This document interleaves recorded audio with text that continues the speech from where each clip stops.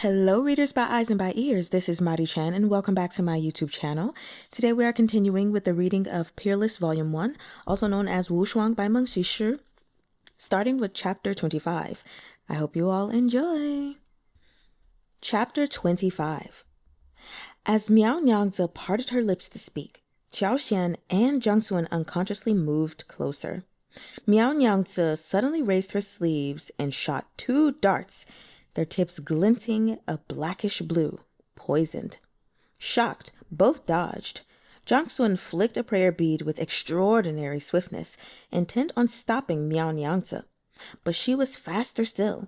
Her figure flickered and vanished, reappearing several feet away in a blink. "Stop her!" Qiao Xian cried. Jiang Suan Bodhi gathered his qi and rushed after Miao Nyangzi. His palm flew out with almost his full strength behind it. Miao Nyangzi's back was to him as she fled, leaving her wide open. Yet when the wind from Jiang Suan's palm strike hit her, she didn't crumple. She merely faltered slightly and sped on. Even if he gathered more qi and gave chase, it was too late. He'd lost his chance. Within seconds, Miao Nyangzi had vanished. Qiao Xian rushed over. "What was that?" Everything had happened in an instant. Neither had expected their cooked duck to get up and fly away. "She hit her true strength earlier," Jiang Suan rasped. He'd realized it the instant Miao Nyangzi withstood his attack with only a stumble. "Impossible!" Qiao Xian refuted it on reflex. "If that was the case, why couldn't she defeat the assassin?" 2 reasons. First, she knew we were here and wished to see which side we were on. When she saw we came to save her, she grew more secure. Second, the fact that we tried to negotiate with her proved we weren't the type to kill indiscriminately, which meant she had more room to catch us off guard. It was rare for Jiang Suan to talk so much. Qiao Xian would have preferred to remain silent, or at least not just stand there and watch an important lead run off. Now that Miao Nyangzi had slipped their grasp, finding her again would be terribly difficult. "Now all we can do is ask the Lord Chief for instructions," said Qiao Xian. Jiang Suan said nothing because he had no better ideas. After a moment, he mused. "She took my palm strike. Even if she managed to escape, she must be seriously injured. If she wishes to disguise herself to sneak out of the city, she won't find it easy," Qiao Xian said thoughtfully. "But mobilizing the city guard and constables to search for her would reveal our identities and alert the Jiejian Bureau, and that would affect the Lord Chief's plans." "It wouldn't," said Jiang Suan Bodhi. Qiao Xian frowned. "Why not?" "I heard the strongest martial artist under Ishbara Khagan, Fo'ar, is in the city as well. He must be after the Lord Chief." They couldn't know that earlier that night, this very man had fought Feng Xiao. Qiao Xian started. "Then we must protect the Lord Chief." "No need. The Lord Chief is under the protection of the Jiejian Bureau. But if Fo'ar has arrived, Appa Khagan's men must be here as well. Our official duties come first. We no longer have time to make trouble for the Jiejian Bureau." Qiao Xian pondered this. "So you're saying..." The Jiejian Bureau and the Zuoyue Bureau had always performed their respective duties independently, and their presence in Liugong City was no exception. Of course, Cui Buqu hadn't brought the members of Zuoyue Bureau here for the sole purpose of hindering the Jiejian Bureau. They had their own important matters to attend to. However, after hearing of the murder of the Cotonese envoy and the theft of the jade, Cui Buqu had elected to obstruct Feng Xiao's investigation while they waited. If the Zuoyue Bureau were to find the jade first, they'd earn another merit in the eyes of the emperor. But with the appearance of Fo'ar, the situation had changed. The case of the jade must be set aside. Miao Nyangzi had fled, but her flight was a lead in itself. Rather than let the Jiejian Bureau run around like headless chickens, Cui Buqu would certainly choose to negotiate and offer Fungar some limited cooperation. What Jiang Suan Bodhi was saying was that, thanks to Cui Buqu's incredible shrewdness, the Zuoyue Bureau would have something to show for their presence here either way. Xiao nodded. Then I'll have someone send word to the Lord Chief. Jiangsu Bodhi raised his head in time to see a dark wisp of cloud drift over and swallow the luminous moon. The sky above them darkened. Each understood the other. They said no more, but parted ways and headed in separate directions. Few people in the world were capable of harming Feng Xiao. Cui Buchu was an ordinary man who knew no martial arts and lacked the strength to truss a chicken, yet he'd achieved this tremendous feat. Pei Jingjia's eyes had been greatly opened. Feng Xiao could ignore Cui Buchu's hunger, but he couldn't run an investigation covered in filth. In the end, Pei Jingjia headed to Lu Manor first to investigate, while Feng Xiao took Cui Buchu back to Qiushan Manor for a change of clothes. Using every skill at his disposal, Feng Xiao rushed back to the manor like the wind. He'd probably expended less effort fighting Fo'ar earlier. All the night patrolman saw was a black shadow hurtling toward him. Before he could get a clear look, a blistering gale had blown past his cheek and swept into the distance, scaring the living daylights out of him. He wondered if all his night walks had finally led to a ghostly encounter. Cui Buchu wasn't much better off. He'd just been taken hostage by the monk Yu Xiu, which had left one shoulder numb, and now he was being dragged along by his other arm at a sprint. Both his shoulders had lost almost all feeling. Despite his discomfort, Cui Buchu felt Feng Xiao's reaction had been worth it. Feng Xiao's voice drifted over, a tight smile audible in his voice. Taoist Master Cui looks quite pleased with himself. Cui Buchu suppressed the slight curve of his lips and said, I'm just happy for Deputy Chief Feng. You've obtained new clues in the case, so perhaps the veil will soon fall away and reveal the truth. Feng Xiao snorted faintly. He didn't deign to reply, but Cui Buchu sensed multiple meanings contained within that snort. First, once I change, I'll get you for this. Second, you've got a lot of nerve, still jumping about while you're at my mercy. Don't you have anything better to do?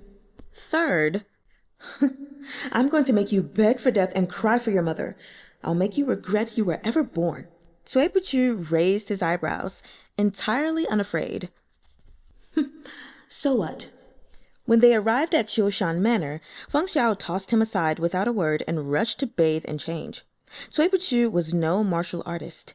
He was hauling around an ailing body and couldn't run even if he wanted to.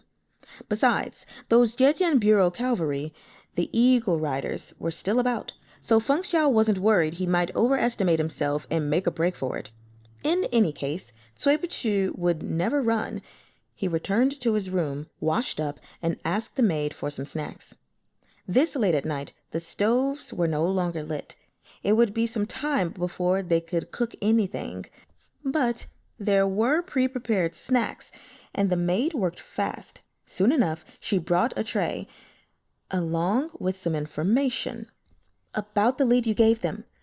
Qiao Nyang's group pursued the target but lost her. She wants to know what they should do next. The maid was called Tang Li. The steward had given this name to her when Qiushan Manor employed her. Previously, she was known as Tao Nyang, meaning peach. It was an unremarkable name that suited her dull appearance. There was nothing memorable about her. All the way back when Feng Xiao had received orders to escort the Khotanese envoy to the capital, Cui Buchu had guessed Magistrate Zhao would open his private manor to host Feng Xiao. And with that, Tang Li smoothly became a woman whose poor family had sold her into the manor. She hadn't been assigned to Cui Buchu at first, but the maid attending him had come down with a sudden stomach bug yesterday and was now bedridden with vomiting and diarrhea. The work couldn't wait, so the steward had reassigned the ever-dutiful and obedient Tang Li. Whether she was truly dutiful and obedient or only allowing the steward to believe so no longer mattered.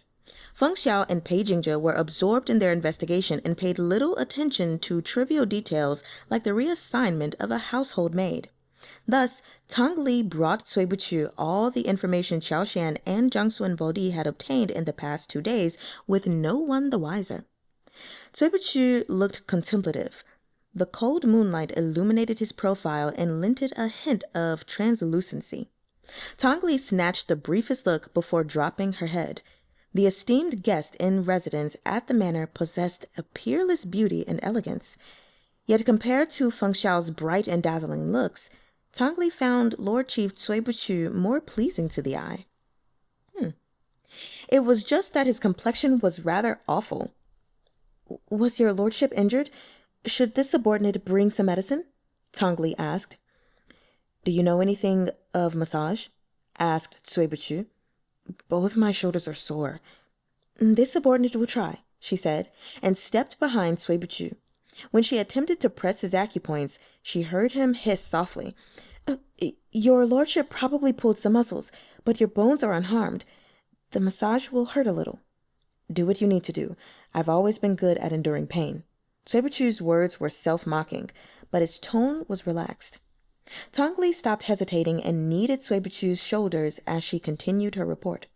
When she mentioned that Miao Nyangzi had said something strange to Qiao Xian, then repeated herself in Chinese when Qiao Xian and Jiang Suan couldn't understand her, Cui Buchu stopped her.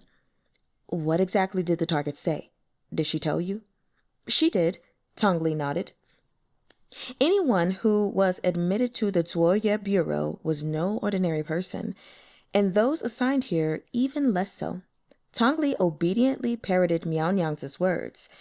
Though they'd been passed to her via Qiao Xian, she repeated them with near-perfect accuracy. Cui Buchu sat up, completely ignoring the pain from Tongli accidentally using too much strength in her surprise. "Lord Chief, it's Gogurian. Qin Miao Yu is from Goguryeo, and the Jade of Heaven Lake is certainly on her person." "How are you so sure?" Tongli was befuddled, but she didn't press for answers. Cui Buchu's theories were always grounded in reason, and besides, it wasn't her place to ask. Sure enough, Cui Buchu said no more. In the meantime, Feng Xiao had finished bathing and dressing and now sent someone to hurry Cui Buchu along. Cui Buchu was satisfied. He'd eaten the snacks and his shoulders had loosened up nicely. He rose and went to Feng Xiao without further delay. The change of clothes had not improved Feng Xiao's mood. When Cui Buchu arrived, he found Feng Xiao holding a letter and a token. The letter was a scant few lines saying Pei Jingzhe had been kidnapped and inviting Feng Xiao to visit Huyang Forest to ransom him. The token was the one Pei Jingzhe always carried with him, belonging to the Zhejian Bureau. Separated from its owner, it proved the letter was no empty threat. As the saying went, Xiang Zhuang's sword dance is for the Duke of Pei. The true target of this maneuver was obvious. They weren't after Pei Jingzhe at all, but Feng Xiao, and presumably the Jade of Heaven Lake. "Oh, for the love of... He never accomplishes anything, yet he can always make things worse," Feng Xiao cursed. "For?" Cui Buchu speculated. "Perhaps." Feng Xiao rubbed his fingers together, and the letter crumbled to powder. "You're going? What else can I do?" Cui Buchu was surprised. Deputy Chief Feng doesn't seem like a man who values sentiment and righteousness, yet he cares so deeply for the life of a subordinate. "His father saved me once." Cui Buchu shook his head. That still doesn't seem like you." "Then in your opinion, what should I do?" "Send them a reply. Kill him if you wish." Chapter 26. Needless to say, Feng Xiao would send no such response. Pei Jingzhe was incompetent, but he was still a member of the Zhejian Bureau. It wasn't for outsiders to execute him. Feng Xiao sent his cavalry to surround Lu Manor with orders to monitor the situation and allow no one out. Then he took Cui Buchu to the outskirts of Huyang Forest. Cui Buchu was baffled. "Why are you taking me to save Pei Jingzhe?" "They have a hostage. They'll be secure, while I'll be panicking with no idea what to do."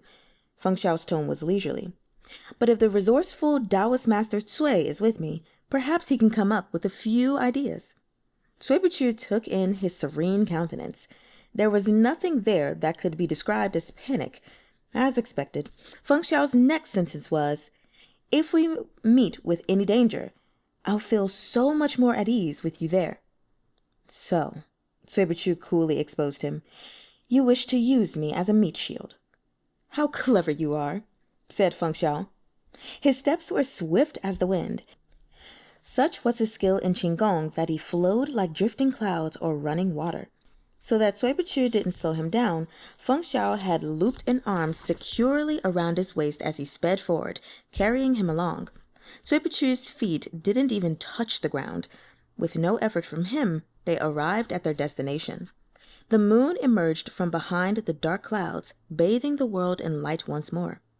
Huyang Forest was cloaked in moonlight, its swaying branches limned in a hazy silver glow that gave it a tranquility not present during the day.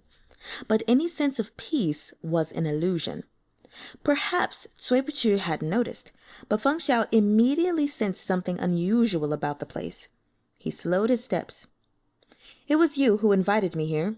Why hide?" The grass on the ground was sparse, tussocks scattered across the sandy soil.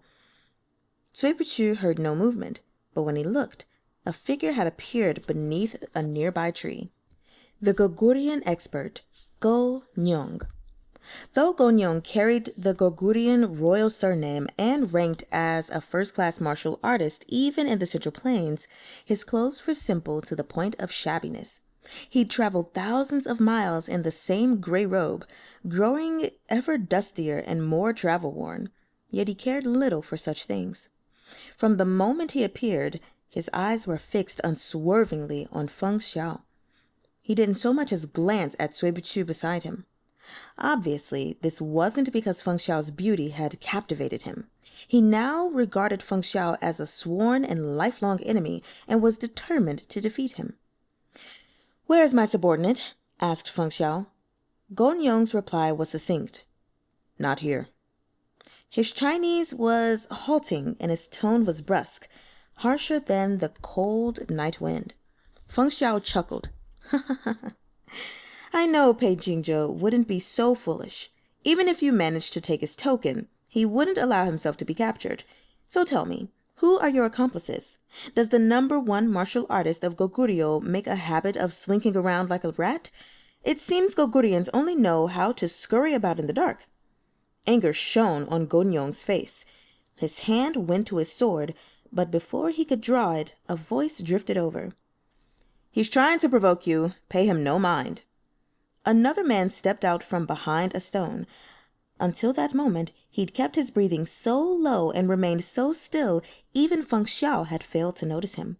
Someone that skilled, who also happened to be in Liugong City and wanted Feng Xiao dead? It could be no one else. "If it's not the #1 Gokturk martial artist. Did you lose something here? Shall I help you search?" Feng Xiao's eyes widened in mock surprise. "You were distracted during our fight tonight.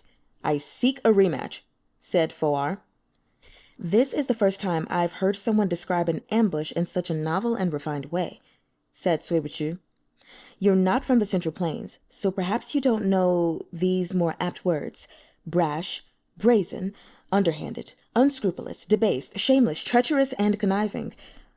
Does that about cover it?" His tone was cool, yet he listed them all in a single breath, growing increasingly sarcastic. Judging from the way Fo'ar and Go Nyong's faces flashed alternately green and white, they certainly understood at least some of it.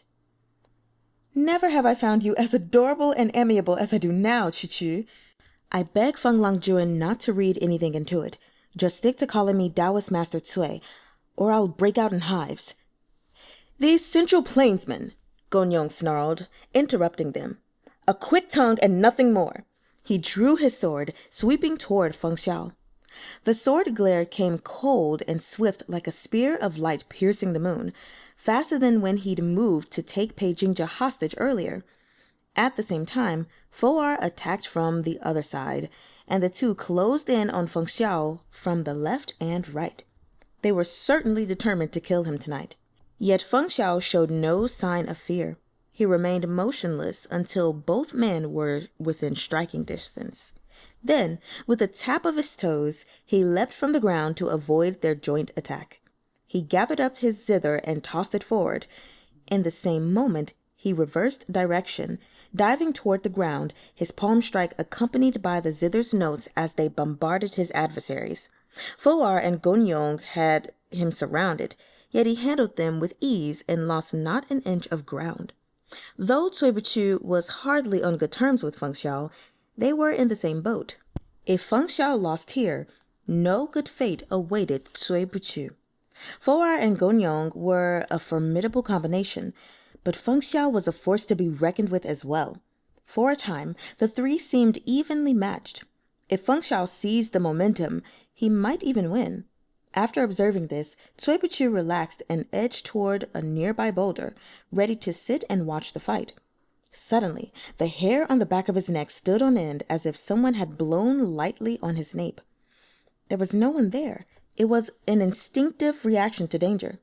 Cui Buqiu knew no martial arts, but over his many years of illness, his body had absorbed all sorts of drugs. As a result, his 5 senses were greatly sharpened. The instant he felt that coolness, he flung himself to the ground. At the same moment, he heard the faint sound of something whistling over his head. Several long needles appeared just in front of him, sticking neatly out from the dirt. No doubt poisoned. Cui Buqiu realized he'd flung himself a bit too vigorously. His knees were sore, and he lacked the strength to get up and run. But his attackers were right behind him, so he was forced to roll to the side. His pose was wretched, but it might save his life. As he tumbled in the dirt, he saw 2 black-clad men sweep toward him, one behind the other, cold swords glinting. He'd survived their first attempt, but avoiding the second would be impossible. Truly, disaster followed that flamboyant oleander spirit. For all his plots and calculations, Cui Buqiu never imagined he'd die, not at the hands of his foes, nor even from illness, but instead, thanks to Feng Xiao dragging him into this business. Death was close at hand. He had no time to curse, but in his racing mind, he'd already paid his respects to dozens of generations of Feng Xiao's ancestors, right through the dynasties of Xia, Shang, Zhou, and the 3 sovereigns and 5 emperors. On the outside, he simply closed his eyes and accepted his fate. Perhaps Cui Buqiu's frenzied cursing had some effect. Those 2 swords never landed, and no unexpected agony tore through his body. He instead heard the sounds of fighting. He opened his eyes to find Feng Xiao had leapt over in time to block the killing blows of the assassins. With this, the number of his enemies increased from 2 to 4. Feng Xiao didn't even spare a second to mock Cui Buqiu. It was clear the fight was beginning to tax him. The moment he was out of danger, Cui Buqiu cried out, "Those 2 are assassins from the 13 floors of Yunhai. They carried poisoned needles." A representative of the 13 floors of Yunhai had appeared earlier that night. Bingxian, the woman in yellow, had exposed their identity. This, combined with a lack of opportunity, meant they'd simply turned and left. Neither Cui Buqiu nor Feng Xiao had expected them to join forces with Fo'er and Gonyong. "No one told me the 13 floors of Yunhai now carries out robberies as well as assassinations." The 2 in black didn't answer. They attacked Feng Xiao without reserve, and without even looking at Cui Buqiu, who'd barely managed to escape with his life. It was plain their target had been Feng Xiao from the start. Here in the uplands, late at night, the wind rose and sandstorms spun up out of nothing. The fight drifted from east to west until the combatants found themselves at the edge of the plateau. It was no vast abyss below, but the cliff was steep and treacherous. Any ordinary person who fell here would lose their life. Sandy winds blew grit into Cui Buqiu's mouth and nose. He yearned to cough, but swallowed it down. There was no room for mistakes when masters exchanged blows. If Feng Xiao should lose due to a tiny distraction, Cui Buqiu would also meet a dreadful fate. He moved slowly, retreating into a blind spot behind the towering boulders where he might go unnoticed. Between the howling sandstorm and the combined assault on Feng Xiao, no one realized he'd disappeared. From the moment the 2 members of the 13 floors of Yunhai had joined the fight, the balance had begun to tip. In the face of 4 martial experts attacking at once, even if Feng Xiao were first in the world, he would find it difficult to escape unharmed. On top of that, 2 of the attackers were from outside the Central Plains, while 2 others were assassins. None were beholden to martial codes or morality and chivalry, and they had no scruples about fighting many on one or using underhanded tactics. They'd already launched several volleys of hidden weapons. Feng Xiao had been hit twice, once in the shoulder and once in the abdomen. His attacks began to slow. Fo'er saw his opportunity and took it. He flung out a palm and knocked Feng Xiao off the cliff, while Gonyong kicked his zither in the opposite direction. Feng Xiao fell from the edge and disappeared from sight. The assassins from the 13 floors of Yuanhai were determined to finish the job. They dove down after him. The sand swirled wildly, mixing with the rain and snow. Even the best of fighters would find it hard to withstand. Gonyong and Fo'er weren't acquainted. They'd only allied to take down Feng Xiao. Now their foe had fallen, and they were on guard once more. Unlike the assassins, they weren't desperate enough to press on in such terrible weather. They turned and left, one to the east and one to the west, their figures quickly vanishing into the wind and snow. Cui Buchu waited a long interval until he deemed both were sufficiently far away. Then he slowly inched toward the edge of the plateau and peered down. No matter how keen his eyesight, there was a limit to what he could see in the dark of the night. Even if Feng Xiao had survived the fall, a single stab from those assassins would put him in his grave. Cui Buchu clicked his tongue. He did feel it was rather a shame for such an unparalleled beauty to be reduced to bone. At the same time, he rejoiced. Feng Xiao's death meant the Jiejian Bureau's glory was certain to wane, and that would make room for the Zuoye Bureau to shine brighter. As he considered this, a faint voice reached his ears.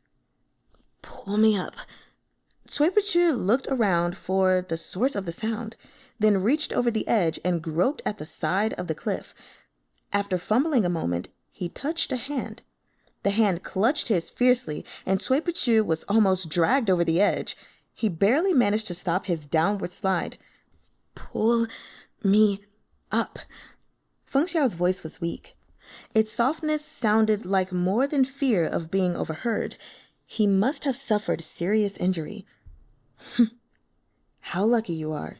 Cui Buchu couldn't help but sigh. Feng Xiao snorted.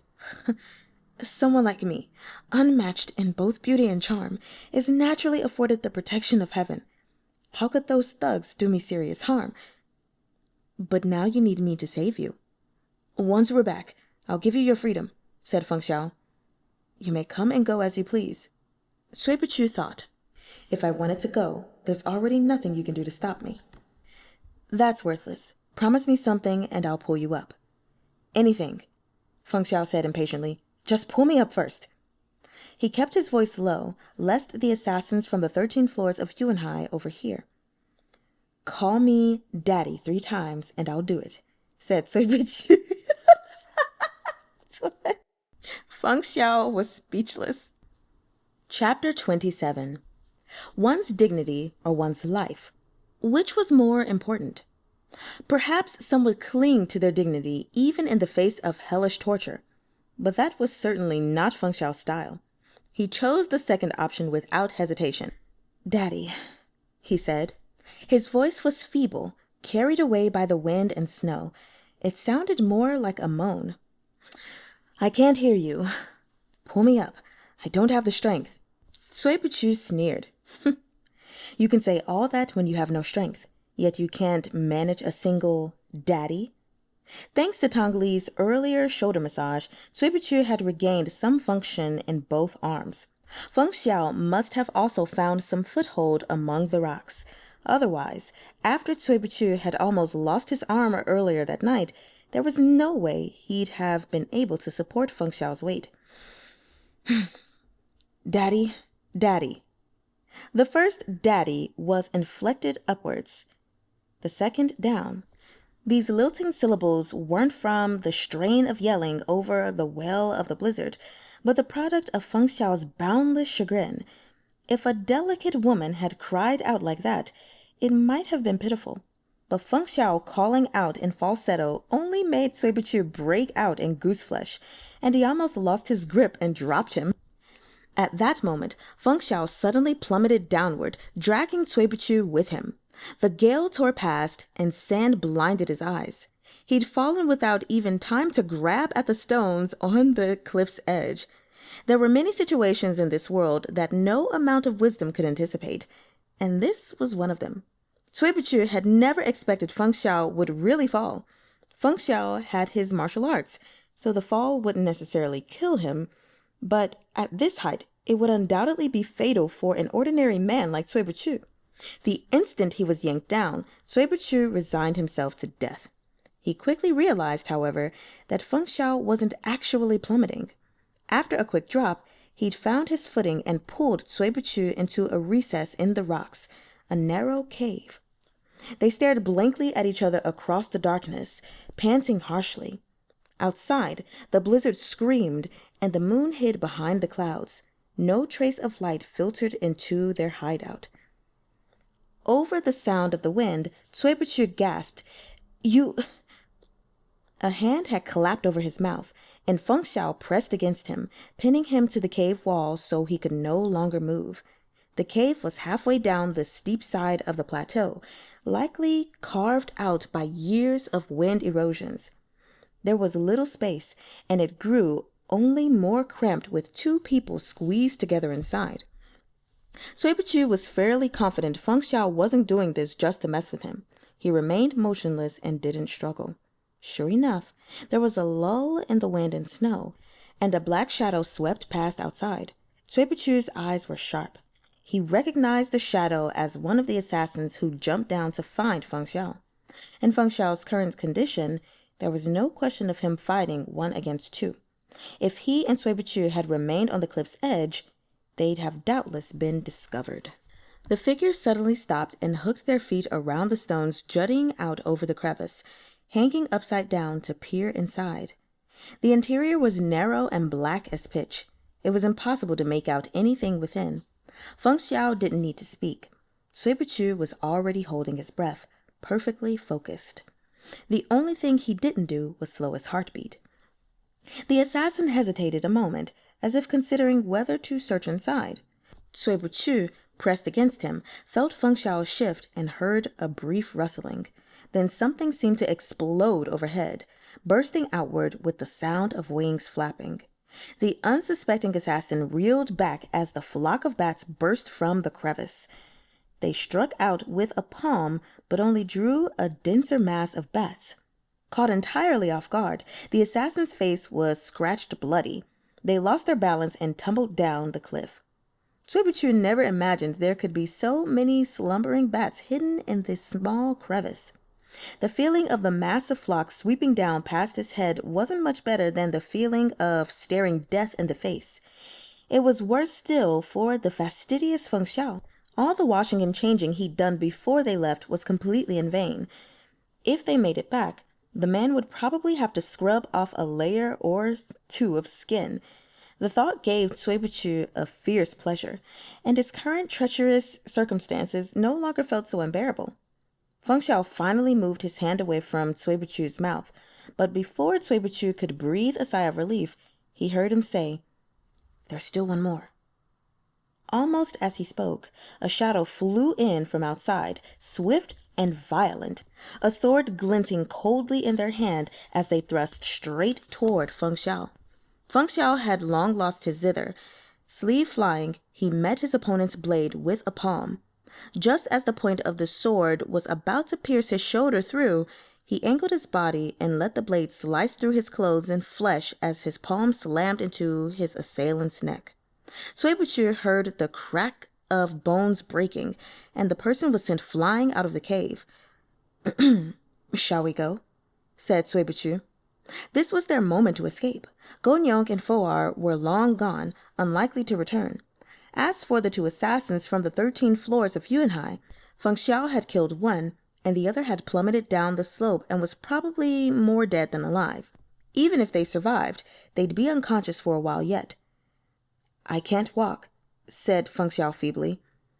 "This cave isn't far from the top. I'll climb up and go get help." "Oh," said Feng Xiao. "Then go." Cui Buchu's mouth twitched. "Let go of me." Feng Xiao was clutching his wrist in an iron grip. I really do want to let go, said Feng Xiao innocently, but my hand won't obey me. There's nothing I can do. He was sure that if Cui Buchu left, he would never return. Even if Pei Jingzhe could find him here, he likely wouldn't make it until daybreak. The night was young. Much could happen. We can work together, said Cui Buchu. Explain, said Feng Xiao. You're investigating a case right now. I happen to have a lead that will help you crack it. I can tell you what I know. Why didn't you say so earlier? I was only recently informed. So you've been passing secret messages behind my back? Cui Buchu was unmoved. Do you want to know or not? Realizing he would be stuck here for a while, Feng Xiao decided to put the danger of his current predicament out of his mind. He relaxed, leaning back against the rocks to rest. However, he still refused to release Cui Buchu's wrist. Why should I believe you? Didn't you guess my identity long ago? Oh, Feng Xiao's tone pitched upward. So Taoist Master Cui is finally willing to confess? That's right, said Cui Buchu. The Zuoye Bureau has no connection to the Zhejiang Bureau, but we are both subjects of the throne, and right now we are both in Liugong City, so we're all in the same boat. Even if you resent me, we must deal with our common enemy before our private grievance. What was your objective in coming here? Asked Feng Xiao. The Jade of Heaven Lake? Cui Buchu paused. No, I arrived in Liugong City 2 months ago. How could I have known the jade would be stolen? The Zuoye Bureau is executing another important mission. Feng Xiao sighed. We've come so far, but Chuchu, you still won't be honest with me. How am I supposed to believe you? Cui Buchu rolled his eyes. Ishbara is restless, ready to invade the Central Plains. However, the Gokturks have many tribes, and though Ishbara Kagan's authority is far-reaching, he doesn't hold supreme power. I came here to spearhead the court's move against the Khaganate. This is a matter of utmost secrecy. No related persons are permitted to know it. That's as much as I can tell you. With your smarts, you can easily guess the truth, so surely I needn't say more. Feng Xiao pondered this. Cui Buchu couldn't make out his features in the darkness, but he guessed he was mulling over the trustworthiness of this information. Feng Xiao abruptly asked, In that case, is Wenliang a fake lead you left on purpose? Cui Buchu said nothing, but his silence was tacit confirmation. Feng Xiao swiftly linked together a winding string of cause and effect and realized something.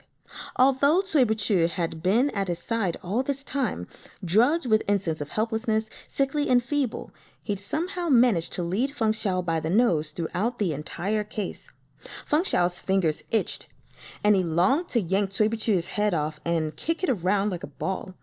Feng Xiao should have had victory within his grasp, looking down on Cui Buchu from on high. Yet for the first time in his life, this man had completely jerked him around. After he finally, and with much difficulty, managed to curb his more violent impulses, Feng Xiao flashed Cui Buchu a fake smile. Could I trouble Taoist Master Cui to explain more clearly? When we went to capture Wenliang, people plotting against him suddenly emerged. You incited them to action in order to mislead me, right?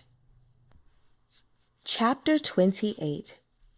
Since the time of the Wei and Zhou dynasties hundreds of years ago, the shadow of the Gokturk Khaganate had loomed over the north. In the interest of maintaining a fragile peace, generations of emperors had practiced appeasement and reconciliation, narrowly avoiding direct conflict with the Gokturks. But a wolf was a wolf. It didn't forget its hunter's instincts just because it was fed for a while. The moment a meal was late, its ferocity would surge to the surface, and it would bare its fangs to bite. During the Northern Zhou dynasty, Princess Tianjin had married Ishbara Khagan to seal the alliance between the Central Plains and the Khaganate. Peace reigned between the two sides for some time, but after Yangjian ascended and Sui replaced Zhou, Princess Tianjin resented the new emperor for usurping the throne and killing her family and parents. She encouraged her husband Ishbara to invade the Central Plains. Ishbara himself wasn't a timid man. He was driven and saw the Sui dynasty surrounded by foes on all sides. Glimpsing an opportunity for the Khaganate to crush their enemies and expand, he steered his boat into the current and agreed to his wife's request, dispatching troops to invade the Sui dynasty.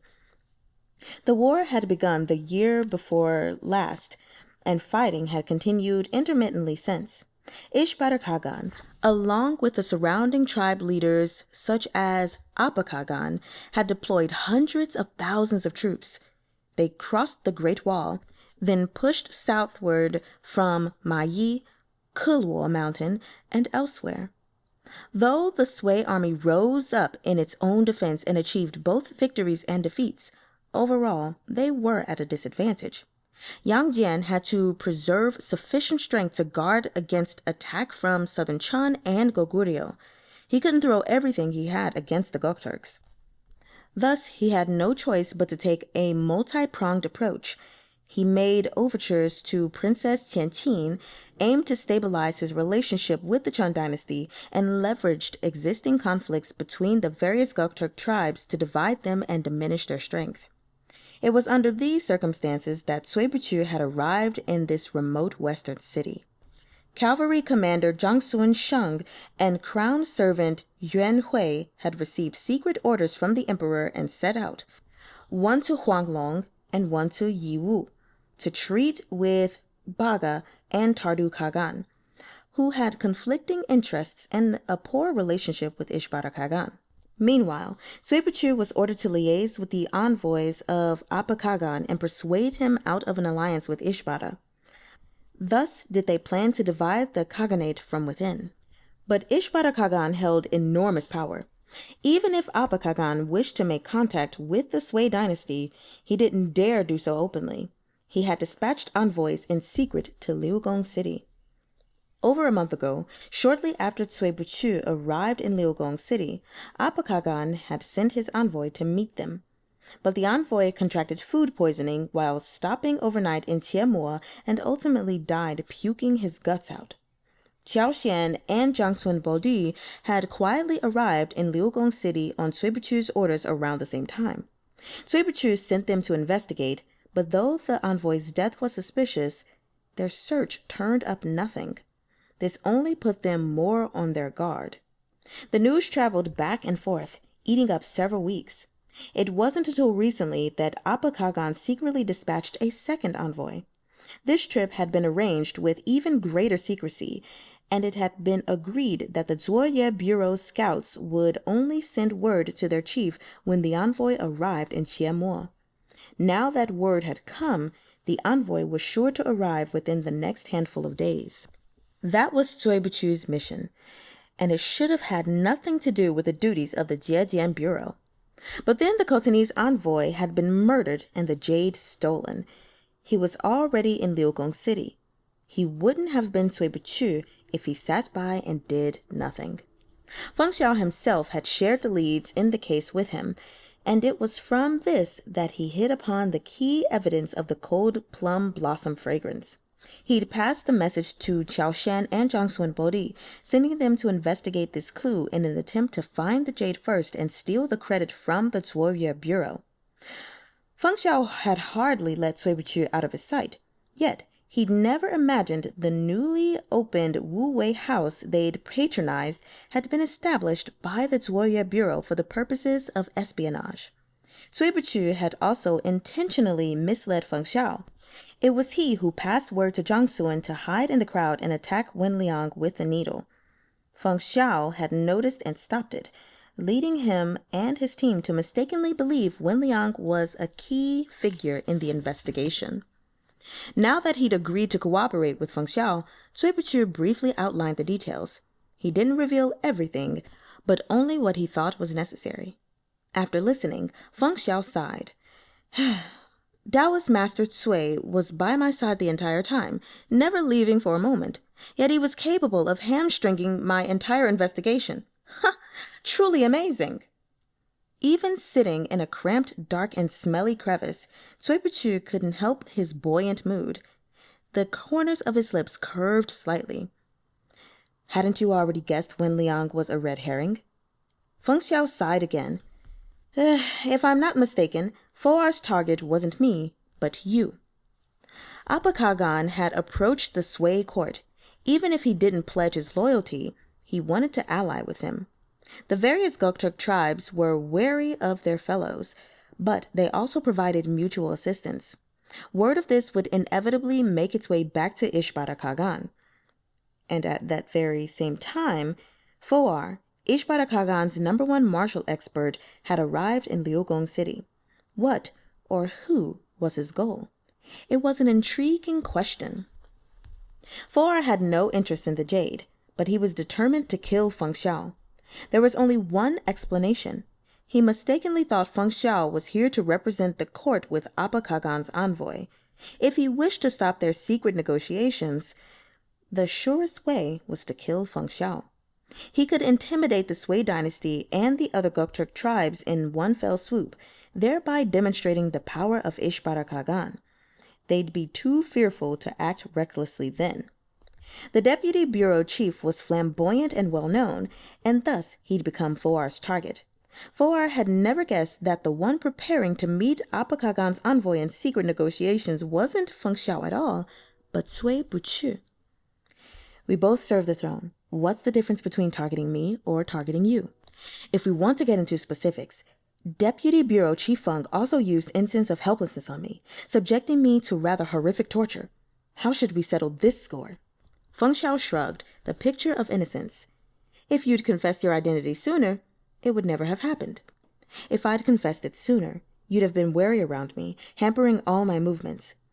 Then how would I have found this crucial lead for you? They stared at each other, unblinking. Finally, Feng Xiao said, "What kind of cooperation are you proposing?" "Within the next few days, the envoy sent by Appa will arrive in Liugong City. Continue to keep Foar and anyone else with ulterior motives occupied. Don't let them upset the negotiations." "Very well. Then what's this lead you mentioned?" Sui Buchu gave a rough overview of how Qiao Shen's team had followed the trail of the cold plum blossom fragrance to discover Lady Qin. When he was done, he said, "Qin Miaoyu is likely a Gregorian, and the jade is on her." "How do you know?" "She had always been such a skilled martial artist. She could have fled right after murdering him. There was no need for her to lurk in the city. My 2 subordinates fought her together, yet she managed to escape. We must presume her martial arts have improved greatly in a short period of time. Otherwise, how could she survive an impossible battle with only blind courage?" "The Jade of Heaven Lake." Sui Buchu nodded. "The jade possesses the legendary ability to enhance one's martial arts within 10 days. She's injured now, so she won't be able to sneak out of the city at night. When you head back in the morning, gather some people and search the city. It shouldn't be difficult to find her." Feng Xiao mulled this over. Then, considering what her strength would have been a few days ago, she couldn't possibly have killed Yuchi Jinwu and his entire party by herself. Yet she escaped alone with the jade, Sui Buchu continued. "Whoever her companions are, they may also be searching for her. The Jadestone Linlong Pavilion auctioned off was likely placed there by her accomplices. It wasn't done to deceive us, but to lure out Qin Miaoyu." "But Qin Miaoyu discovered the secret of using the jade to improve her martial abilities," added Feng Xiao. "She knows she's holding the real thing. She would never take the bait." The two of them finished each other's thoughts, one after the other. In this manner, they pieced together most of the original story. Finding Qin Miaoyu wasn't enough. They had to catch her accomplices too if they were to eliminate any future difficulties. "What about Gonyong? How does he figure into this?" "He may have nothing to do with the case. Or perhaps someone was worried about Qin Miaoyu and her accomplices and sent him here as insurance. If you're interested, send people to look into him." Feng Xiao changed the subject. "Chu was sent here to meet privately with Appa's envoy. Your position in the Zuoyue Bureau must be quite high, no? You already know my identity. Shouldn't you be honest with me as well? After all, we're so familiar with each other now." "Who's familiar with you?" Cui couldn't help but mutter to himself. Fungar's shamelessness knew no bounds, but outwardly he remained composed and pretended to ponder a moment. "At this point, I may as well come clean. In truth, my name isn't Cui. and my given name isn't Buchu. Oh? Feng Xiao said, his tone rising. My surname is Jiangsuan, and my given name is Bodi, Deputy Chief of the Zuoye Bureau. I'm sorry, I'll read that again. My surname is Jiangsuan, and my given name is Bodi, Deputy Chief of the Zuoye Bureau. Somewhere in the city, Jiangsuan Bodi sneezed. Chapter 29. As Feng Xiao listened, the corners of his eyes curved, almost a smile, yet not. Unfortunately, I happen to have seen both of the Zuoye Bureau's deputy chiefs, a man and a woman. Don't tell me you're one of them. Woven into his tone was, Go on, keep bluffing. Let's see what you come up with. How do you know the Jiangsuan Bodi you saw was the real Jiangsuan Bodi? Asked Cui Buchu. Oh? Cui Buchu's expression didn't shift a mote as he lied through his teeth. As the saying goes, the crafty hare keeps 3 burrows. This is especially true for the Zuoye Bureau. We work for the court, and our whereabouts and identities are need to know. It's normal to use a double or two. After all, I rely on my brain to make a living. I'm not like Deputy Chief Feng, a skilled martial artist who can go about as he pleases. Feng Xiao suspected Cui Buchu was calling him a muscle-bound simpleton, but his tone was neutral. It was hard to take exception. Then, who is the chief of the Zuoye Bureau? What's their name? You know, I've never seen them before either. They never show their face. They give their orders from behind a screen in a dark house. They sound old from their voice. They must be quite advanced in age. Cui Buchu continued his improvisation, his lies so convincing they sounded like truth. Feng Xiao furrowed his brow in thought. He mused to himself.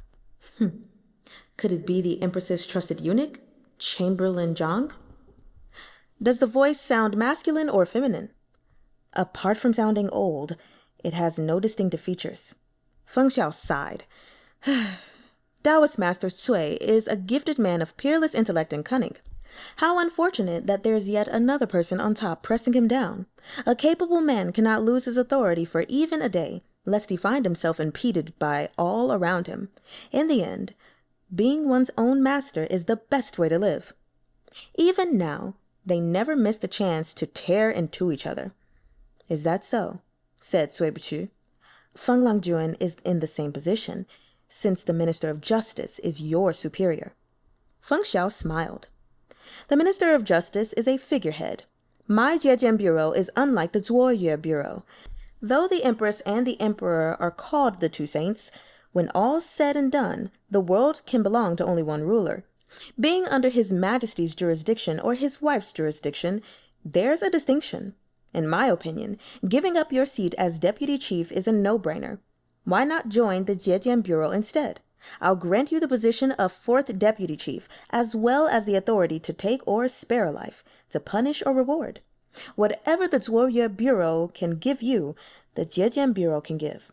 Whatever the Zuoye Bureau cannot give you, the Jiejian Bureau can still provide. Cui Buchu asked curiously. I'm already a deputy chief of the Zuoye Bureau, and if I join your organization, I'd still be your subordinate. What's the difference between what you're offering and what I have now? Of course it's different, said Feng Xiao. How can an awful old man who gets in your way compare to me, an elegant, exceptional, and heaven-sent genius? Not to mention, I'm far more pleasing to the eye. Cui Buchu didn't know what to say. Look upon me every day, and your mood will improve. If your mind is at peace, your body will heal without the use of medicine. Is that not a great boon? After a moment of silence, Cui Buchu said, Deputy Chief Feng, you really are the best-looking person I've ever met. Feng Xiao arched a brow and said, Naturally. Did you only just realize? But you're also the most thick-headed and shameless person I've ever met, Cui Buchu said sincerely. Feng Xiao laughed. Does there exist a man capable of achieving great things who also has skin as thin as paper? These things called reputation and dignity are merely traps people set for themselves. They constrain you and prevent you from moving forward. Look at Four. He obviously can't defeat me, but to safeguard his own dignity, he claims it's because I wasn't focused. He cherishes his reputation above all. Whether he pursues the martial path or runs after wealth and power, reaching the summit will be nigh impossible for him. If Ishbara Kagan's subordinates are all the same, I fear it'll be difficult for him to accomplish great works. As far as I know, though they call Four the #1 Gokturk expert, many powerful Gokturk martial artists have appeared in recent years, said Suebuchu. There are enough of them that we can set aside the late Hulugu for now. Baga Kagan from the Eastern Khaganate is an extraordinary martial artist in his own right, and there's also a man under Appa Kagan called Yiluo He. He looks as delicate as a woman, but his moves are ferocious and brutal, his skills incredible. They are strong enemies, all who mustn't be under... Feng Xiao was listening attentively, but before Cui Buchu could finish the word underestimated, he began to cough. He covered his mouth, but the harsh sounds of his coughing seeped between his fingers, growing more and more intense. If not for Feng Xiao taking care of the assassins from the 13 floors of Yunhai earlier, they would surely have been discovered now. As he coughed, a bone-searing pain flared to life in his chest. It spread rapidly through his body in wave after wave from his fingertips to his heart and lungs, even bringing a searing ache to his temples. The incense of helplessness was stirring inside him. His body was frail to begin with, and as the poison took hold, he endured an agony several magnitudes greater than the average person would have experienced. Even so, he made no sound other than to cough.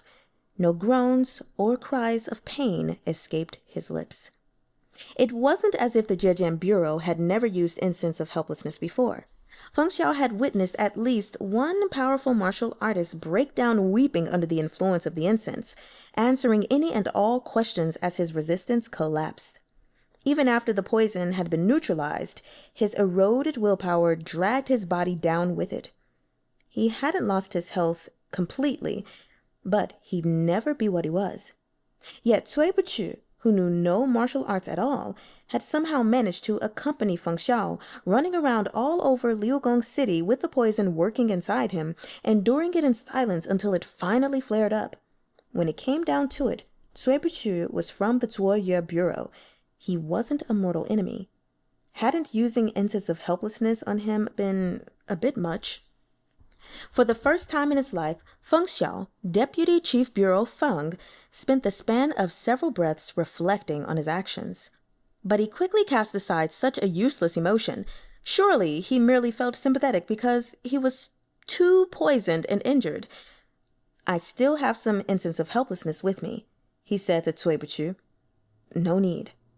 Cui Buchu curled up against the cold, drawing all his meager warmth into himself. Incense of helplessness had no antidote. The only way to be free of it was to endure the endless, torturous agony, waiting for the poison to fade as the body expelled it. Some martial arts practitioners could temporarily suppress the poison, using internal energy. Aside from that, one could alleviate the pain by treating poison with poison, suppressing the effects of the incense with another dose. Yet afterward, the next flare-up would be more agonizing than the last. Still, those who were subjected to this poison would often take more incense to bring themselves relief. They chose a temporary short-term comfort and ignored the long-term harm it wrought. "The cave is cold and damp." Feng Xiao's tone was disapproving. "You're exhausted, so flare-ups will affect you more severely. A wise man accepts his circumstances. The next time it flares, you can recuperate somewhere warm and comfortable. You'll still feel better then than you do now." Cui Buchu's forehead burned hotter and hotter as his consciousness grew hazy. There seemed to be something between him and the sound of Feng Xiao's voice. It came to him soft and muffled. He said, "If I take a first step, I will take a second step. If I wish to defeat the poison completely, I must not take the first step at all." His eyes were tightly shut. His brow furrowed as he struggled in the grip of unrelenting agony. Somehow, he still managed a self-depreciating laugh. "I've suffered pain far greater than this. This is nothing." Feng Xiao raised a brow and was about to ask more when he heard a wail from outside. The wind that had died down suddenly picked up again, blowing snow and rain into the cave. A wave of bone-chilling cold swirled inside, the icy gust sweeping right into his open mouth and aggravating the poison wound in his shoulder. Feng Xiao bent his head in a coughing fit of his own. Once it began, it seemed it'd never stop. The night was long, and they were crammed together in this small space. Their coughs rose and fell in tandem like echoes. A tiger ripped from its mountain may be bullied even by dogs. All that was missing were the howls of wolves outside. The instant he thought it, Feng Xiao heard the faint howl of wolves on the cliffs amid the wind and snow. The corners of his lips quirked up. He looked at Cui Buchu just a short distance away. Hey. Cui Buchu was using all that remained of his consciousness to fight the poison. He had no attention to spare for Feng Xiao. Feng Xiao coughed twice. I'm injured too. Why not come closer? We can huddle for warmth. Opening his eyes a crack, Cui Buchu frowned as his sluggish thoughts processed Feng Xiao's words. Get the fuck over here then, he said. Feng Xiao was stupefied.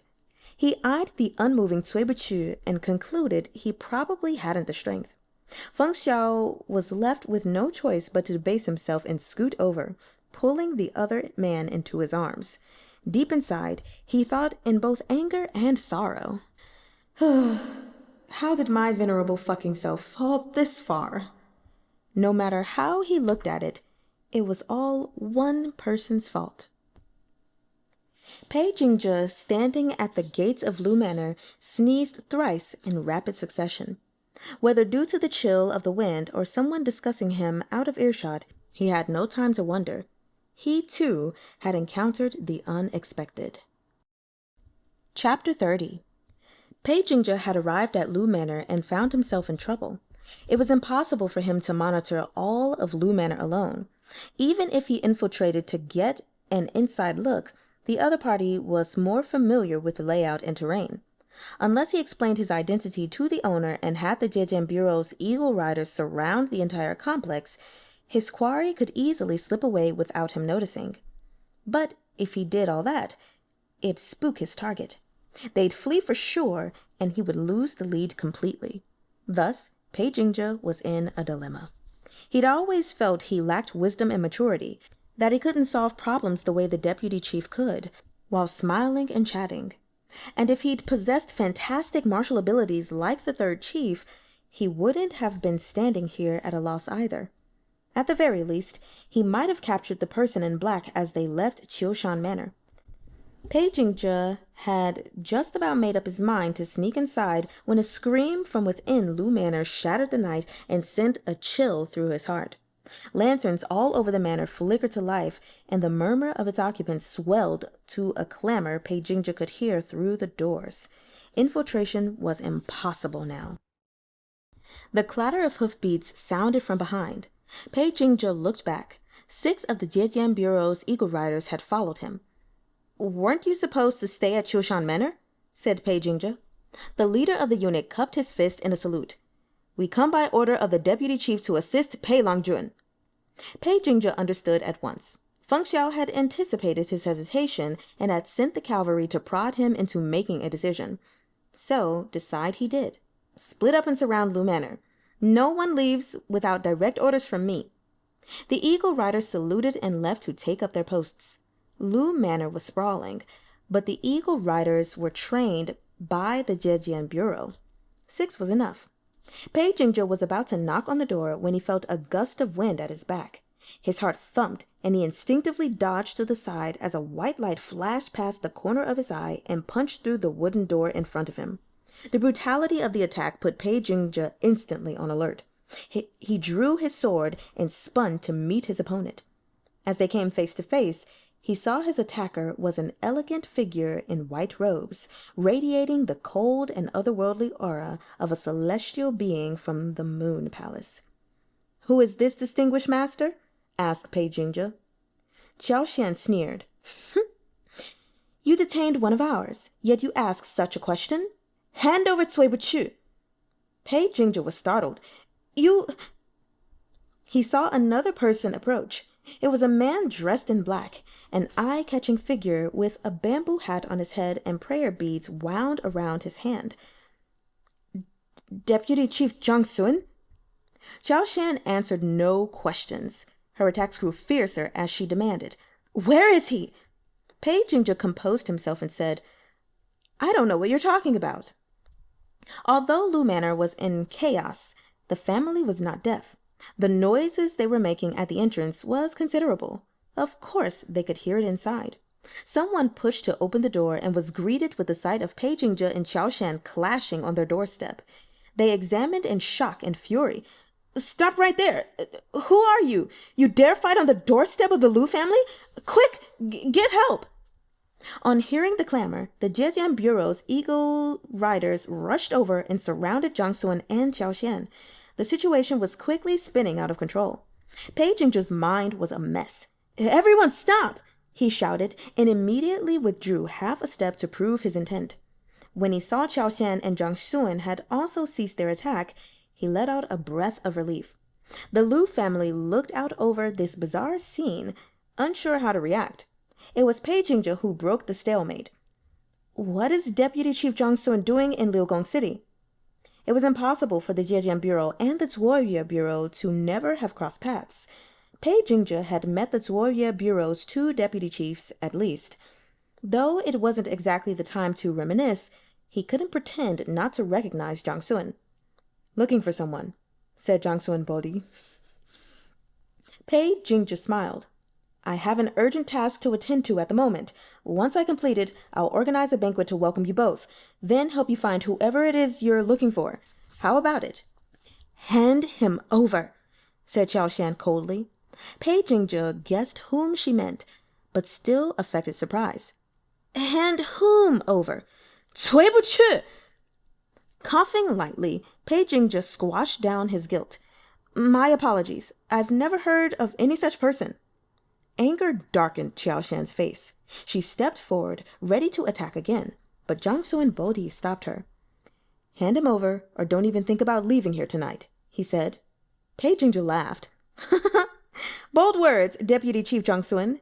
You may be powerful, but you can't beat all 7 of us." "Try me," said Jiang Sun Bodhi. His shadow flickered as he swept toward Pei Jingzhe, swifter than lightning.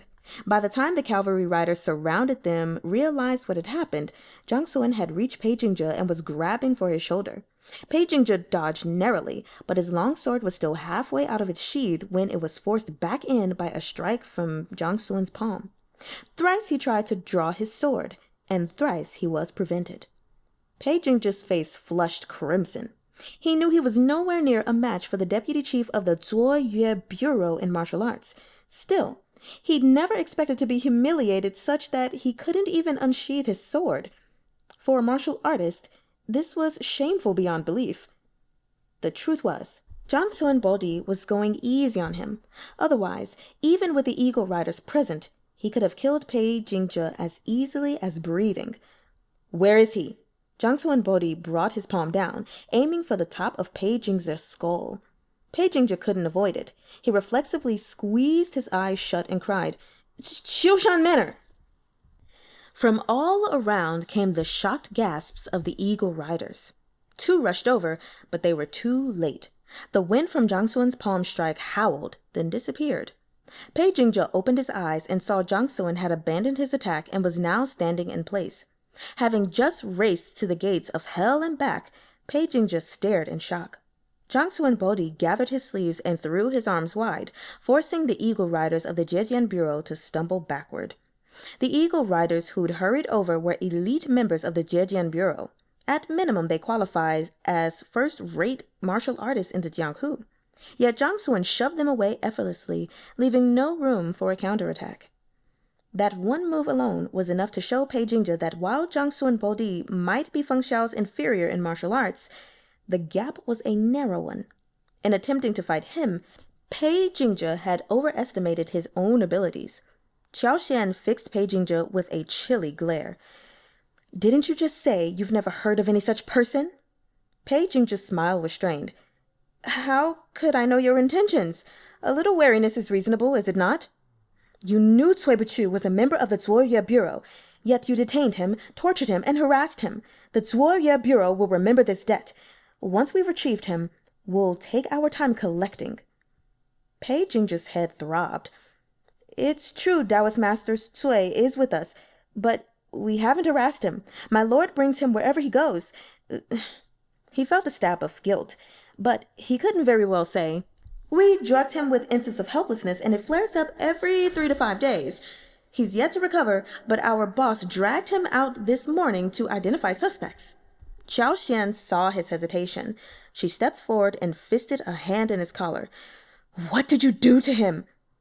Pei Jingzhi hadn't expected this celestial beauty to spring over and strangle him to the point he could barely breathe. He's fine, honestly. If you don't believe me, I'll take you there and you can see for yourself. But you'll have to wait until I've finished here. An angry voice interrupted them. Excuse me, but who are you? How dare you show such discourtesy at the doors of Lu Manor? Hurry up and leave. The Lu family patriarch, Lu Ti, stood aggressively at the door, flanked by his courtyard guards. His eyes were bloodshot, his whiskers frazzled. Yet he seemed less like he was irritated at being disturbed by a late-night altercation at his entranceway, and more like he'd suffered some terrible calamity. Recalling the scream he'd heard, Pei Jingzhi just set aside his conflict with Zhang Suan's group and gave the Eagle Riders their orders. Surround Lu Manor! Don't let anyone leave! He turned to the Lu Patriarch. I am a member of the Zhejian Bureau with orders to investigate the murder of the Cotonese envoy. We've received a report that a suspect is hiding inside your manor. Patriarch Lu, please cooperate and let us search inside. Lu Ti reeled back as if he'd suffered a great blow. Pei Jingzhi's words seemed to strike some chord within his brain, and he finally snapped completely. This is the Lu Manor. It's not a place you can enter at will. My Lu family is diligent and frugal, and we've never conducted ourselves against our conscience in business nor in anything else. So what if you're with the Zhejian Bureau? You think you can come here and throw your weight around? I heard you even waltzed up and arrested someone from Linlong Pavilion. But as long as I, Lu Ti, am here, you'll not take a single step inside. He had the look of a wounded lion roaring fiercely in defense of his territory. Pei Jingzhi and his men could force their way in, but if they did, Lu Manor would descend into chaos. This would only aid the person he was seeking in their escape. Please, sirs. Another voice rose from the crowd. Our master has experienced a tragic accident tonight. The young lady of the household has drowned, and the doctor is still trying to save her. Our master is deeply anxious, so I ask your lordships to show some mercy tonight. Please come back in a few days. The speaker was a man standing beside Lu Ti with a mournful expression on his face. His dress and manner placed him as the manor's steward. Pei Jingzhi's heart thudded. They'd followed the trail here, and now the Lu family had experienced misfortune. It was far too great a coincidence. He hadn't gone in, but Lu Manor had still descended into chaos. Yet he couldn't leave things like this either. He struggled for a moment, but was too afraid of Jiangsu and Bodi to shake Qiao Xian off. Qiao Xian gave him a cold look, then released his collar. Pei Jingzhi breathed a sigh of relief and turned to Lu Ti. Patriarch Lu, I'm deeply sorry to hear about your daughter. However, your daughter's accident occurred just after we discovered a key lead in a murder case. The two may not be unrelated. It will benefit us both to uncover the truth. No need.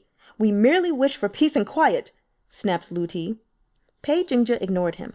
He turned and instructed the Eagle Riders to go at once to Magistrate Zhao and have him mobilize enough constables to surround Lu Manor and stop a single soul from leaving. Lu Ti was furious. He roared, Looks like you're determined to cause trouble for me tonight. Patriarch Lu is the one causing trouble for me, Pei Jingzhi said. The Zhejian Bureau has an important mission and unrelated persons may not interfere. Arrest him! A wave of his hand brought the Eagle Riders trotting up from either side. The residents of Lu Manor watched as their master was detained. The servants of the Lu family surged forward to wrest their master back from the Eagle Riders, and the scene devolved into confusion. In desperation, Pei Jingzhi shouted, If anyone dares act recklessly, I will execute Lu Ti on the spot. This declaration stopped the Lu family in their tracks. They all looked at each other, too afraid to move. Lu Ti had gone blue in the face.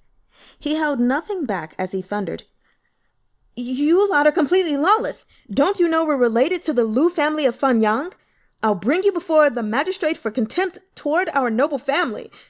Xiaoshan scoffed. How many generations have passed since the Lu family of Liugong City split from the Lu family of Fanyang? Even if you were a legitimate branch of the Fanyang Lu, contempt for a noble is not a valid charge under the Kwai Huang Code. All land belongs only to the emperor.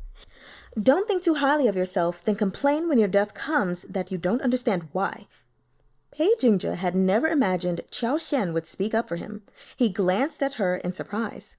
Lu Ti was so incensed, his eyes were rolling back in his head. He was unable to utter another word. But this was a night full of twists and turns. Just as Pei Jingzhe was preparing to have Lu Manor searched, he heard someone else pelting down the road. "Young Pei Langjun, what is your lordship doing here? This is terrible news." A man ran up, heaving for breath. Pei Jingzhe recognized him as a servant from Qiushan Manor. When Magistrate Zhao had ordered Qiushan Manor offered to Feng Xiao, he'd sent a group of servants to attend his honored guests. These servants were efficient and capable.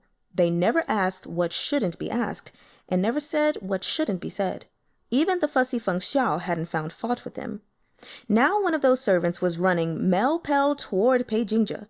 He cried out, "Feng Langjun received a letter saying you were kidnapped. The kidnapper told him to come to Huyang Forest outside the city.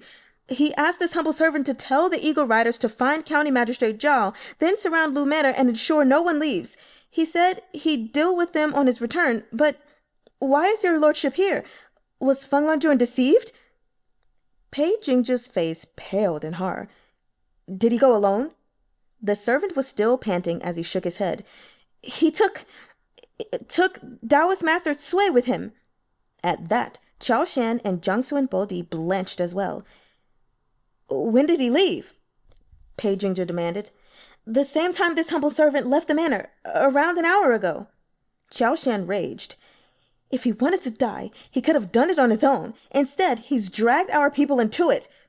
With no thought for anything else, she rushed off with Jiang Su and Bodi toward the city outskirts, not forgetting to threaten Pei Jingzhe as they left. "If anything happens to Cui Buchu, I'll never forgive you." Pei Jingzhe was worn out and frazzled. Now he understood how Lu Ti felt. Fortunately, County Magistrate Zhao didn't dawdle. He ran over at once, his haste evident. He hadn't even fixed his hair clasp. But Pei Jingzhe wasn't in a mood to praise him. After giving him a quick summary of the night's events, he left him to handle Lu Manor while he took 2 eagle riders and sped to Huyang Forest as fast as his horses could carry him. The wind and snow had somewhat abated, but the interior of the cave was still frigid. Feng Xiao had used his internal energy to expel most of the poison from his body, but residual toxins remained. His limbs were numb, and his body shook with chills. Cui Buchu was the opposite. His body was blazingly, worryingly hot. He felt like a soldering iron as he lay in Feng Xiao's arms. It did keep Feng Xiao warm, but he suspected that if Cui Buchu's fever stayed this high, he'd give up the ghost before any rescuers could find them. Confidants were hard to find, opponents difficult to meet, but the latter were far rarer than the former. So, of course, Feng Xiao didn't want Cui Buchu to die like this. He guessed that even if Cui Buchu did go, judging by his penchant for tormenting others, he wouldn't go in peace. He'd definitely have left behind a huge pile of traps for Feng Xiao to fall into. Feng Xiao felt he absolutely couldn't let Cui Buchu die. "Hey, say something." He patted Cui Buchu's cheek. His touch wasn't gentle, but Cui Buchu didn't open his eyes. "You can't sleep. If you fall asleep, you won't wake up again," Feng Xiao said. He pinched Cui Buchu's wrist and channeled a wisp of internal energy into his feverish body. Perhaps this wisp had some effect. After a moment, Cui Buchu twitched, though his brow furrowed more deeply. Still, any response was a good one.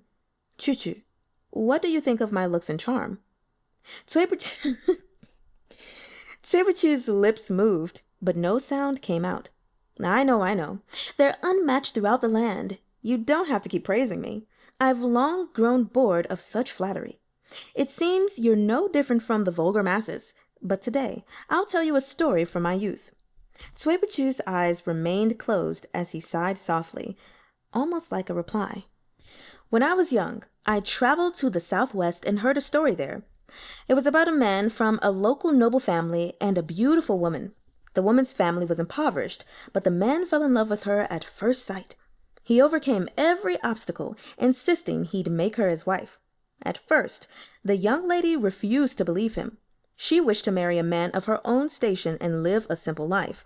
But the man slowly convinced her, and her heart was moved as she saw the many things he did for her. He persuaded the elders of his family, eliminated everything that stood in their way, and gradually she fell in love with him as well." As Feng Xiao spoke, he warmed to his story. "I happened to meet that young lady. She saw my looks and charm, peerless in all the land, and begged me to do something for her. Can you guess what it was?" Cui Buchu's face was lined with fatigue. His brows were tightly pinched as he finally opened his eyes a crack. Feng Xiao felt him shift in his arms, trying to escape. He smiled. "You must be curious. Why don't you guess what she asked of me? If you're right, I'll let you stay by my side a few extra days, granting you the precious opportunity to further admire me." Even a dead man would have twitched at hearing that sentence, let alone Cui Buchu, who wasn't dead quite yet. "Could you... Cui Buchu's breathing was weak. Close as they were, Feng Xiao had to lower his head and lean in so he could hear the rest. Feebly, Cui Buchu finished. "Shut your fucking mouth." His thoughts were muddled. He wanted only to sleep soundly, dead to the world. But someone kept prattling in his ear, like a fly buzzing around his head. He couldn't swat it or drive it off.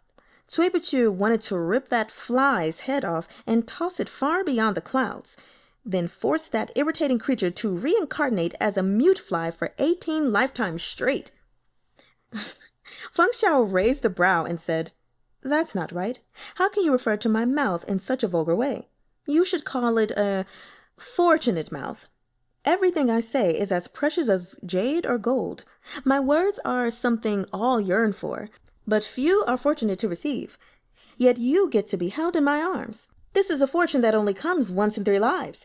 You should appreciate it." Cui Buchu didn't bother replying. He could admit Feng Xiao's face was gorgeous enough to fell any living creature, to bewitch men and women alike. But there was a condition attached. Feng Xiao must not be allowed to speak. It seemed there was no stopping him till he finished the story. Cui Buchu sighed and reluctantly opened his eyes. All around him was unrelieved darkness. He felt another bout of drowsiness surge over him and did his best to resist his fatigue and stay awake. "She wanted you to test her lover. She wanted to see if he could remain indifferent in the face of your stunning looks." Feng Xiao smiled. "Just as I'd expect of the man I have my eye on." "Then you must have guessed the conclusion as well." Cui Buchu's tone was indifferent. "With your looks, if you disguised yourself as a woman, no one would be the wiser. Nations would topple before your beauty. Only a scant few wouldn't be swayed. That noble son was a man like any other. How could his heart not falter in the face of such provocation? That woman wished to test the human heart and ended up dropping a stone on her own foot. What about you? Have you been swayed?" Feng Xiao lowered his head, his breath fanning over Cui Buchu's cheek. At any other time, Cui Buchu would have shoved Feng Xiao's face away or moved out of his reach.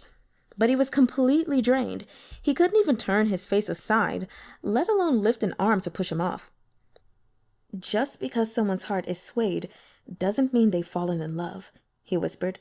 "Fungar, your face could sway anyone, but not every heart will become your plaything." "Someone entreated me to test the faithfulness of their lover," Feng Xiao said innocently. "He was unable to withstand the temptation I presented. How is that my fault? The human heart will always crumble when tested. If it doesn't, it just means the temptation wasn't strong enough." "Lover or spouse, parent or child, they're all the same. That woman didn't understand this truth, so she couldn't accept the outcome.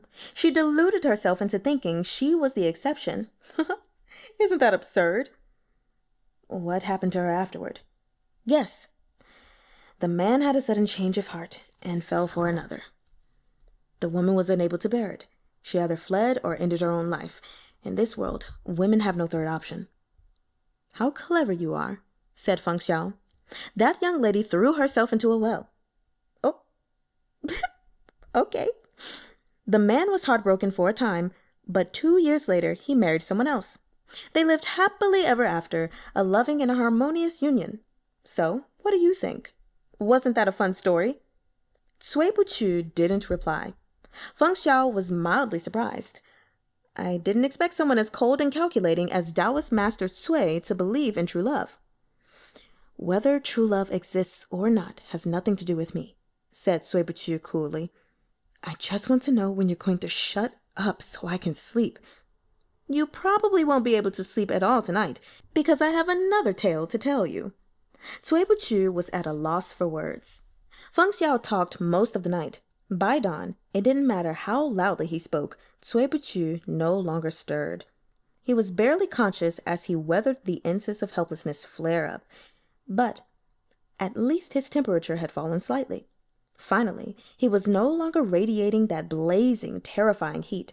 However able Feng Xiao might be, by now, his throat and tongue were dry and painful. He no longer had any desire to move. The snowstorm had calmed, and the sky overhead was a brilliant white. From within the cave, he could just make out the gilt edges of the clouds. It looked to be a cold, sunny day.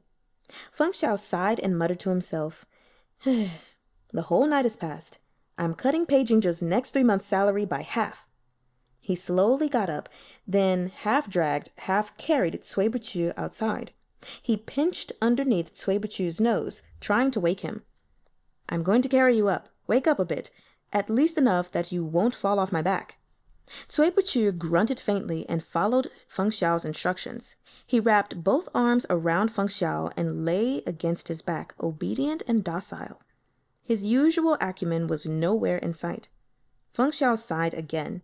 He far preferred an awake, alert Cui Buchu. Even if every thought in Cui Buchu's brain touched off countless malicious designs, that version of him was far more entertaining than the man before him now. And more pressingly, Feng Xiao now had to carry this dead weight while climbing back up the steep slope of the plateau. Feng Xiao muttered to himself again, I'll cut Pei Jingzhe's salary down to nothing for the next 3 years. That will save the Zhejiang Bureau some expense. All right, everyone. That is chapters 25 through 30. I hope you all enjoyed. Let's go ahead and discuss some of the good stuff, okay? So the first thing I wanted to, just mention in my notes is from chapter 25.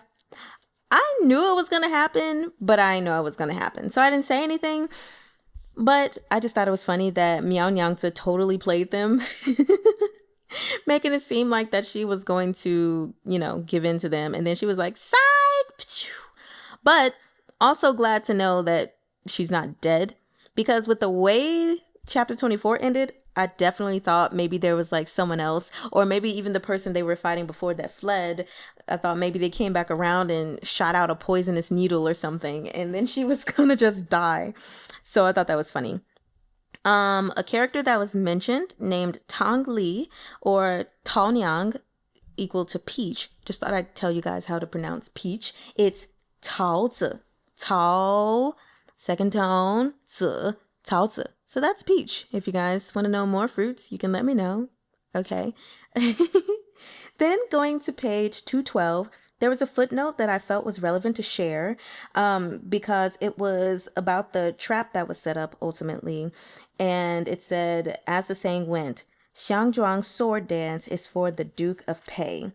So for those who don't know, the footnote says that this saying comes from the Hongmen banquet incident in 206 BC, in which the future Han Emperor Liu Bang, the Duke of Pei, escaped an attempted murder by his rival, Xiang Yu, during a sword dance at a feast held in Liu Bang's honor. So there's that little thing. Now moving on to page 216. I think I've taught this before in one of these other Danmei I've read. But anyway, it was said twice as far as Feng Xiao and Cui Buchu being in the same boat.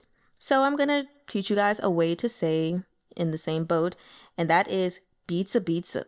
So 彼此彼此. Technically, all of those are fourth tones, but you're not just going to be like 彼此彼此, you know. You're not going to vocal fry all of those. So 彼此彼此彼此彼此. Next, let's go to, oh yes, Feng Xiao being outnumbered by all the people that were showing up at this forest. It just was, like I said, very reminiscent of Thousand Autumns, yet obviously there were enough changes that occurred to where it wasn't exactly the same. It's just always nice as I read this to see so many parallels, yet how Meng Xi Shi went ahead and like made it different. Which also kind of brings me to the point of how like a lot of stories are really the same in general, but they just change the characters, maybe alter some plots just a little bit to make up the difference. So anyway, one thing I have to say to killers, and we're going to talk about the ones in Thousand Autumns who were trying to kill Yan Wushi, and we're going to talk about Gonyong and Foar. If you're deciding to kill someone, commit to the kill. Y'all be out here like, oh, there's no way that person can survive that. Yeah, they're dead. Let's go. And then that person turns around to be alive. Now, don't get me wrong. Yan Wushi would have been dead had it not been for Shen Qiao showing up and being like, let me see what I can do. But like, y'all, how you just gonna assume that he died? You gotta go check. You can trust but verify, okay, at the very least. But, you know, I'm not mad. I didn't want Feng Xiao to die. So, you know, I'm just saying, though, make sure he's dead if you're gonna have a mission to kill someone. That's just kind of the whole point of the thing. So then next, just wanted to talk about Feng Xiao specifically, since we're on the whole trying to kill him thing. Feng Xiao and him falling over that cliff. Now, it was later mentioned, so that's good, because I was going to say something about it, because the picture on page 221 shows that his foot was on a part of the cliff that was protruding out. So yes, he did have something for his foot to be on that, you know, was keeping him from just plummeting down to his death. Ha ha ha. Okay. 2 things left. Well, first off, technically 3, but still only 2. This picture, oh my gosh, of Feng Xiao and Cui Buchu in this cave together all snuggled up is so cute. If you have the book, you know it's so cute. If you don't, maybe you have to Google it. Like Google Meng Xi Shi Peerless book photos. I don't know, something like that. So freaking cute though. But anyway, let's go to the page before that, essentially. Page 241. When it was mentioning Feng Xiao basically reflecting on his actions and giving Cui Buchu the instance of helplessness. I was about to applaud that, man. I was about to be like, wow, you did that so early. Like, Yan Wushi didn't even do that, man. And then I had to stop clapping because he reneged on his self-reflection. I was like, dang, my dude, we were coming so far. And nope, no, we're not. No, we're not. Prove me wrong real fast, why don't you? Also, I'm so glad that Jiangsun Bodhi is in the picture again. Well, he was temporarily in the picture. I think I'm going to pretty much be happy every time he comes into the picture. Qiao Shan as well. But I think he's probably going to end up being my favorite side character. I just like him.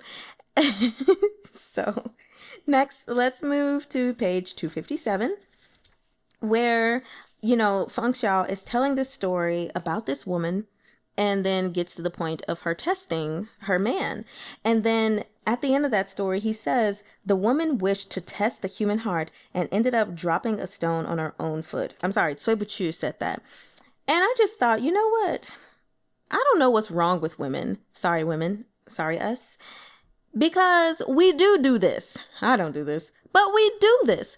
So often, you know, I see videos on TikTok and Instagram and stuff where a woman will ask her man a question and then she just be totally upset with or destroyed by the answer the man gives. And to me, it's like, some of these questions y'all asking, why are you even asking it? You're setting yourself up to get your feelings hurt for things that should not even matter. Or for example, when a woman's like, if I die, how long would it take you before you remarry? Like, why are we asking this question? Why does it matter? Ain't no telling, how the world works, how the grieving process may go. And then you're going to go and get your feelings hurt if he doesn't say long enough, and it's just dumb.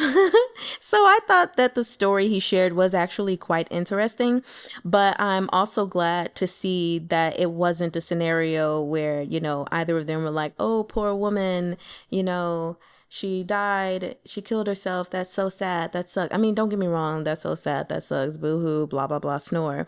But like, you set yourself up for that, ma'am. What else did you expect to happen? Like, you literally saw this person and clearly had to think that they were more beautiful than you and decided, let's see if my man will stay loyal to me or if he'll want to move on to this beautiful person. And what happened? Exactly what was meant to happen. He ain't want you no more. So anyway, that's all I'm going to say. I hope you all have enjoyed these, 6 chapters? 6 chapters. Yeah, I'll see you all next time. Hope you all are reading along with me if you have the physical copy. But if not, just listen away. And I'll see you next time. Me.Mimo.